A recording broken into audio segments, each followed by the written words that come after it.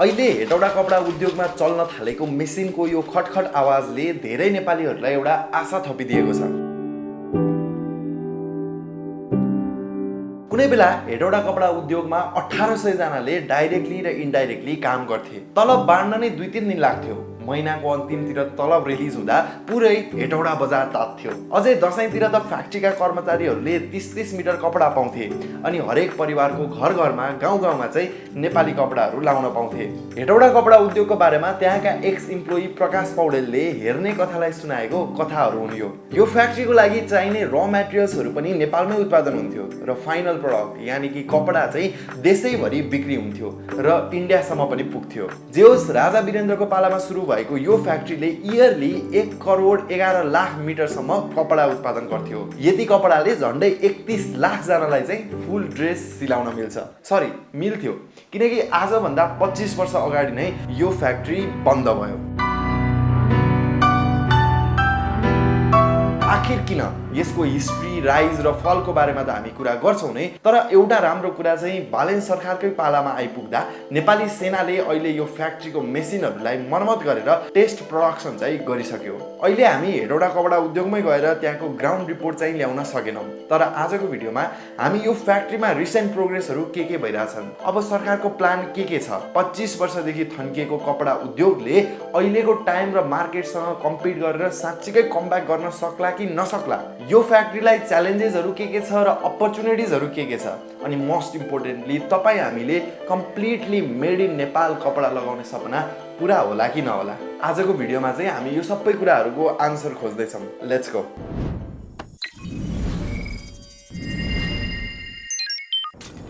राजा महेन्द्रको पालामा सुरु भएको पञ्चायत व्यवस्था उनका छोरा वीरेन्द्रसम्म आइपुग्दा निकै डिबेटेड हुन थालिसकेको थियो। पोलिटिकल पार्टिजहरू मल्टी पार्टी डेमोक्रेसीको कुरा उठाउँथे र देशभरि अनेक आन्दोलन भइरहन्थ्यो। पुरै वर्ल्ड पनि क्यापिटलिस्ट र सोसियलिस्ट भनेर डिभाइड भइरहेको थियो। सो सबैतिरबाट राजालाई प्रेसर थियो। तर 26-27 वर्षमै राजा बनेका वीरेन्द्र चाहिँ एकदमै डाइनामिक यानी कि एकदमै गतिशील, टाइमको डिमान्डसँग चेन्ज हुन सक्ने, प्रोग्रेसिभ र बोल्ड नेचरका थिए। त्यति बेला इन्डिया र चाइनाको बीचमा पनि पोलिटिकल राइभलरी थियो र राजा वीरेन्द्रलाई यो सबै क्राइसिसको म्यानेजमेन्ट गर्नुपर्ने थियो। वीरेन्द्रले आफ्नो राज्य अभिषेकको बेला विदेशी पाहुनाहरूलाई नेपालको शान्ति र विकासको लागि पिस जोन घोषणा गर्ने प्रस्ताव राख्छन्। उनले त्यति बेला इन्डिया र चाइनाको रिलेसनमा ब्यालेन्स चाहन्थे र दुवै छिमेकी देशहरूबाट भरपुर फाइदा उठाउन चाहन्थे। एनिवेज, यही टाइमतिर चाइनासँगको डिप्लोमेटिक रिलेसन बढाउन र नेपाललाई अझै इन्डिपेन्डेन्ट बनाउन हेटौडा कपडा उद्योगको लागि चाइनासँग एउटा सहमति हुन्छ। आवश्यक रिसर्च पछि चाइनिज गभर्मेन्टको फाइनेन्सियल र टेक्निकल सपोर्ट अनि नेपाल गभर्मेन्टको 100% ओनरसिपमा 2032 पौषमा वीरेन्द्रकै हातबाट यो फ्याक्ट्रीको उद्घाटन हुन्छ। बिल्डिङ बनाउन र मेसिनहरू सेटअप गर्न चाइनाबाट धेरैजसो इन्जिनियर्स र टेक्निकल टिमहरू हेटौडामै आएर बस्छन् र नेपाली वर्कर्स र इम्प्लोइजहरूलाई मेसिन चलाउनदेखि मेन्टेन गर्न सबै सिकाउँछन्। 2035 को कार्तिकमा फाइनल्ली यो फ्याक्ट्रीको अफिसियल ओपनिङ हुन्छ र प्रोडक्सन सुरु हुन्छ। त्यति बेला 17 करोडको इन्भेस्टमेन्टमा हेटौडा औद्योगिक क्षेत्रभित्र 166 भन्दा बढी एरियामा चाहिँ यो फ्याक्ट्री बनाइएको थियो। कपडा बुन्नलाई 486 वटा एडभान्स तानहरूसँगै डाइङ र प्रिन्टिङको लागि पनि मेसिनहरू फिट गरिएका थिए। फ्याक्ट्री बनेपछि ठाउँ ठाउँबाट मान्छेहरू भेला हुन थाले। फ्याक्ट्रीमा कटनलाई प्रोसेस गर्ने, रिफाइन गर्ने, मेसिनहरू चलाउने, रोलहरू चलाउने, कपडाको हिसाब राख्ने, कपडामा डिजाइन गर्ने, रङ लगाउने, रङ भर्ने सबै कामहरू बिस्तारै नेपालीहरूले नै गर्न थाले। यही फ्याक्ट्रीकै एरियामा कर्मचारीहरूलाई क्वार्टर र एउटा स्कुल पनि बनाइएको थियो जहाँ कर्मचारीका छोराछोरीहरू पढ्न पाउँथे। सुरुमा एक सिफ्टमा 8 घण्टा मात्रै काम भए पनि बिस्तारै यो कपडाहरूको डिमान्ड बढ्न थाल्छ र 2 सिफ्ट हुँदै 3 सिफ्टसम्म काम हुन थाल्छ, यानी कि 24 घण्टा यहाँको मेसिनहरू चलिरहन्थे। यसरी काम हुँदा यो एउटा फ्याक्ट्रीबाट मात्रै एभ्रीडे 36,000 मिटर कपडा उत्पादन हुन्थ्यो। फाइनल प्रोडक्ट्समा सर्ट र प्यान्टको कपडा, बुट्टेदार धोती, सुतीको साडी, तन्ना र कटनका कपडाहरू पनि बन्थे। यहाँ बनेको कपडा नेपाली सेना, नेपाल प्रहरी, सशस्त्र प्रहरी, निजामती कर्मचारी र विद्यार्थीहरूका लागि चाहिने कपडा, कम्ब्याट ड्रेसहरूमा मेनली युज हुन्थ्यो। कपडा सस्तो, टिकाउ र सरकारी ब्रान्ड भएकाले देशभरि नै यसको डिमान्ड थियो।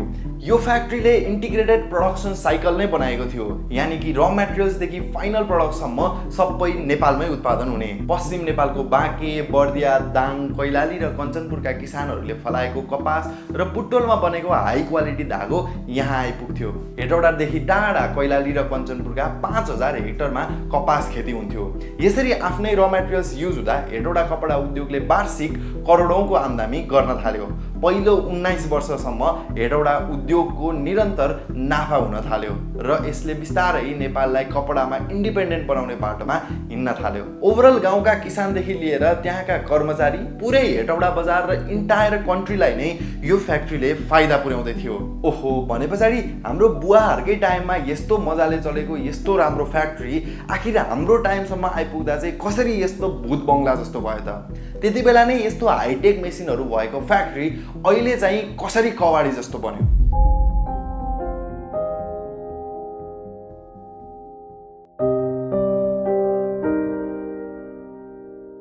हेटौडा कपडा उद्योगको फलको पछाडि एउटा होइन धेरै फ्याक्टर्सहरू थिए। देशमा विकासका कामहरू ठिकै मात्रामा भइराखे पनि ग्लोबल स्पिडमा नेपाल धेरै नै पछाडि थियो। पञ्चायती व्यवस्थामा पावर भने लिमिटेड मान्छेहरूमा र अल्टिमेटली राजाहरूमा मात्रै सीमित थियो। यता पञ्चहरूले पनि गाउँ गाउँमा आम नागरिक, किसान र गरिब वर्गलाई अप्रेस गर्थे। पोलिटिकल फ्रिडम थिएन र पोलिटिकल पार्टीहरूलाई पनि दबाएर राखिएको थियो। बिस्तारै एक एक गर्दै पञ्चायती सिस्टममाथि नै अट्याक हुन थाल्छ र 2046 सालमा नेपाली कङ्ग्रेस र नेपाल कम्युनिस्ट पार्टीहरूको मिलेर सम्पूर्ण सबै जनताहरूले नै मिलेर चाहिँ जनआन्दोलन, नेपालको पहिलो जनआन्दोलन गर्छन्। यही आन्दोलनको बेलादेखि नै हेटौडा कपडा उद्योगमा पनि चेन्ज आउन थाल्छ। यो पोलिटिकल चेन्जलाई हेटौडा कपडा उद्योगका कर्मचारीहरूले पनि साथ दिन्छन्। जनआन्दोलन सुरु हुनुभन्दा केही दिन अगाडि फ्याक्ट्रीमा पनि आम हडताल हुन्छ। लेबरहरूले आफ्नो अधिकारको लागि आवाज उठाउन थाल्छन्। झन्डै 50 दिन चलेको जनआन्दोलनले नेपालमा केही राम्रै चेन्जेसहरू पनि ल्यायो। तर यता हेटौडा कपडा उद्योगमा भने राजनीतिक दलका ट्रेड युनियनहरू एकदमै मजाले सक्रिय हुन थाले र बिस्तारै फ्याक्ट्रीमा काम कम अनि राजनीति ज्यादा हुन थाल्यो। एक वर्षपछि चुनाव भयो, देशमा पोलिटिकल केओस मचिरहेको थियो र नयाँ सरकार बन्यो र यो सबै बीचमा चाहिँ हेटौडा कपडा उद्योगको म्यानेजमेन्ट अझै कमजोर हुन थाल्यो। सरकारले राम्रो म्यानेजमेन्ट दिनुको साटो आफ्नै दलका कार्यकर्ता र आफन्तहरूलाई राजनीतिक नियुक्ति दिन थालेपछि फ्याक्ट्री बिस्तारै खस्किन थाल्यो। फ्याक्ट्रीका कर्मचारीहरू काम छोडेर राजनीतिक आन्दोलन र विरोध प्रदर्शनहरूमा कुद्न थाले। यही टाइमतिर विश्वभर कम बिजुली खपत गर्ने र छिटो उत्पादन गर्ने आधुनिक मेसिनहरू पनि आउन थालेका थिए र हेटौडा कपडा उद्योगलाई चाहिँ टाइमसँग चेन्ज हुन र एडाप्ट हुन गाह्रो पर्दै थियो। पछि लोड सेडिङ पनि सुरु भयो। 24 घण्टा चल्नुपर्ने फ्याक्ट्री अब त दिनको 10-12 घण्टा मात्रै चल्न थाल्यो। लोड सेडिङको बेला जेनेरेटर्सहरू चलाउन परेपछि कपडाको प्रोडक्सन कस्ट झनै बढ्यो। यता सरकारको खुला बजार नीतिको कारणले पनि भारत र चीनबाट सस्ता र मोडर्न कपडाहरू भित्रिन थाले, जुनसँग कम्पिट गर्न हेटौडा कपडा उद्योगले सकेन। यसरी खस्किँदै गएको हेटौडा कपडा उद्योग फिस्कल इयर 2053-54 मा पहिलोपल्ट घाटामा लाग्यो र त्यस पछाडि हरेक वर्ष घाटा झनै बढ्न थाल्यो। पछि 2057 साल माघ 18 गते मन्त्री परिषदको बैठकले सबै कर्मचारीहरूलाई अवकाश दिँदै उद्योगलाई पूर्ण रूपमा बन्द गर्ने निर्णय गर्यो। लास्ट 25 इयर्सदेखि यो फ्याक्ट्री बन्द थियो। बिल्डिङहरू भत्किसकेका थिए, फ्याक्ट्रीलाई जङ्गलले घेरेको थियो र मेसिनहरूमा खिया लागिसकेका थिए। बेला बेला फ्याक्ट्रीको सञ्चालनको कुरा उठ्थ्यो, तर त्यो कुरा एउटा पोलिटिकल एजेन्डा मात्रै भएर हराउँथ्यो। जेनजी आन्दोलनपछि चुनावको बेला पनि देशका उद्योग कारखानाहरूलाई चाहिँ चलाउने भनेर बहस हुन थाल्यो। त्यसरी देशका उद्योग कल कारखानाहरूलाई चलाउने पार्टी बन्न चाहन्छ। फाइनल्ली नयाँ सरकार बने पछाडि यो पालि चाहिँ साँच्चीकै कामहरू सुरु भयो। असार 18 गते बसेको मन्त्री परिषदको बैठकले हेटौडा कपडा उद्योगलाई पूर्ण सञ्चालन गर्ने निर्णय गर्छ।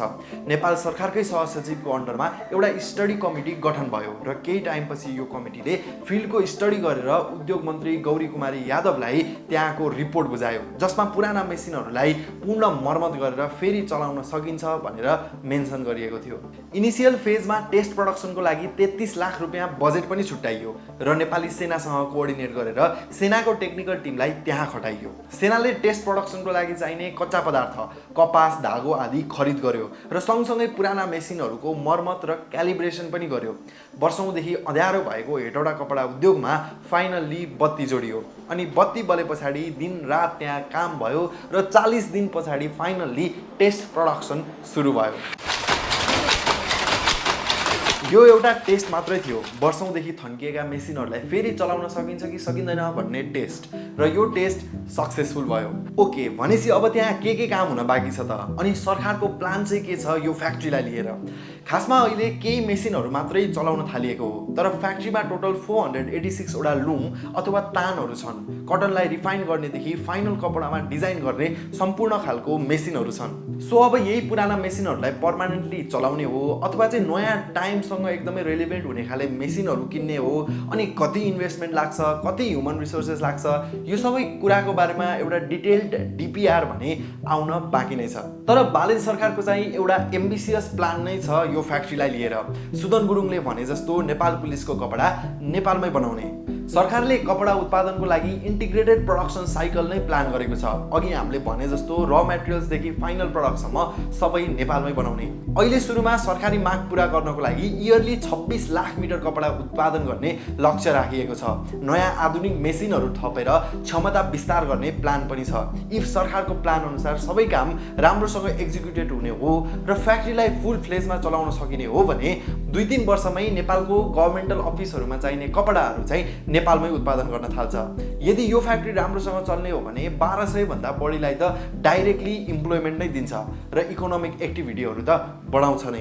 यो फ्याक्ट्रीले कपडाको मार्केटमा थोरै भए पनि नेपाललाई इन्डिपेन्डेन्ट बनाउँछ। तर हेटौडा कपडा उद्योगको तानापाना बुन्न त्यति सजिलो चाहिँ छैन। हरेक स्टेप च्यालेन्जिङ छ।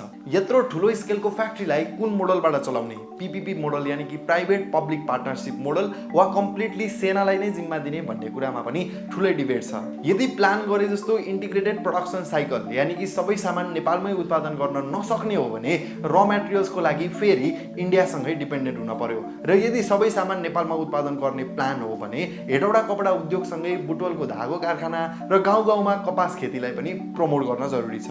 अर्को च्यालेन्ज यसको लङ टर्म म्यानेजमेन्ट पनि हो। 2065 सालमा बाबुराम भट्टराई अर्थमन्त्री भएको बेला फ्याक्ट्रीलाई फेरि चलाउने अफिसियल डिसिजन पनि भएको थियो र त्यति बेला 9 करोड बजेट पनि छुटिएको थियो। पछि 2080 सालतिर प्रचण्ड प्रधानमन्त्री भएको बेला पनि यो फ्याक्ट्रीको लागि बजेट छुटिएको थियो। त्यति बेला पनि नेपाली सेनाले एउटा रिपोर्ट नै तयार गरिसकेको थियो। तर छिनमा सरकार डल्थ्यो, अनि त्यस पछाडि नयाँ सरकारले पुरानो सरकारले थालेको कामलाई त्यही रोकिदिन्थ्यो। अहिले चाहिँ रासोपा सरकारसँग 2/3 बहुमत र पावरफुल गभर्मेन्ट छ। यदि बालेनले साँच्चीकै यो फ्याक्ट्रीलाई चलाउने प्लान गरिरहेछन् अथवा साँच्चीकै चलाउन सक्ने हो भने उनले यो फ्याक्ट्रीको यस्तो सिस्टम बनाउनु पर्यो जुन चाहिँ भोलिको टाइममा बालेन शाह प्रधानमन्त्री भइराख्दा अथवा नभइराख्दाखेरि पनि त्यो फ्याक्ट्रीलाई चाहिँ असर नपुग्योस्। यहाँ बुझ्नै पर्ने अर्को एउटा कुरा के पनि छ भन्दाखेरि यो फ्याक्ट्रीलाई ब्रेक इभन पोइन्टमा जान अथवा बिस्तारै फाइदामा पुर्याउनको लागि चाहिँ 9 वर्ष जति लाग्छ। सो त्यो टाइम पिरियडसम्म सरकारले कन्सिस्टेन्टली यो फ्याक्ट्रीलाई इन्भेस्ट गरिराख्न सक्नु पर्यो। यो फ्याक्ट्रीलाई पूर्ण रूपमा सञ्चालन गर्न 1 अर्ब 93 करोड रुपियाँ र इयरली इन्भेस्टमेन्ट अथवा इयरली खर्च मात्रै अपरेसनल कस्ट मात्रै 78 करोड रुपियाँ हुन्छ। सो यो सरकारको प्रायोरिटी चेन्ज भयो। कन्टिन्युअस बजेट भएन भने यो फ्याक्ट्रीलाई कमब्याक गर्न गाह्रो छ।